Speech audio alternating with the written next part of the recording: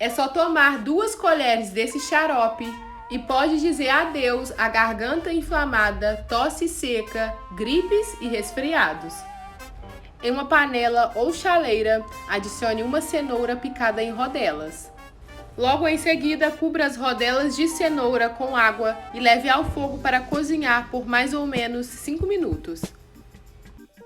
O xarope de cenoura é uma ótima opção para combater a vírus, fungos e bactérias, pois a junção do mel e da vitamina A possuem propriedades antimicrobianas. Excelente para eliminar o catarro da garganta, pois tem uma ótima ação expectorante, alivia a tosse porque mantém hidratada a mucosa na garganta, protegendo-a contra inflamações, irritações e diminuindo o reflexo da tosse. Assim que a cenoura estiver bem cozidinha, desligue seu fogo e remova para um outro recipiente. Amasse a cenoura e leve para um pote de vidro com tampa.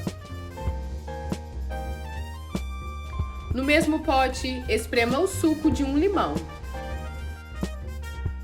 O limão pode ser usado para combater a tosse, gripes e resfriados, por ser rico nas vitaminas C, A e nos minerais ferro e potássio, que formam uma base excelente e indispensável para fortalecer o sistema imunológico.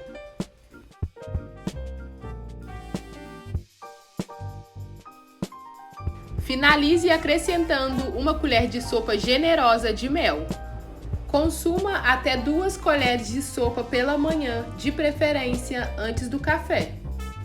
Tanto a cenoura quanto o limão possuem propriedades antioxidantes, que ajudam a combater alterações respiratórias, estimulando as células de defesa do organismo e, consequentemente, age diretamente no fortalecimento do sistema imunológico, promovendo prevenção a tantos vírus e doenças transmissíveis que nos cercam ultimamente, além de fornecer vitalidade, força e resistência para o corpo.